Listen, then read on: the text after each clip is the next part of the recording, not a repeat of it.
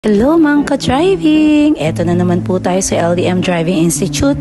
And gusto ko lang po pakita sa kanila ngayong araw, hanggang gabi po ito na yung ating batch. This is only for exclusively lang po sa mga batch na ayaw pong may mga kasamang students. So makikita nyo po hindi po sila ganun kadami kasi gusto po ng mga students na to ay exclusively for them.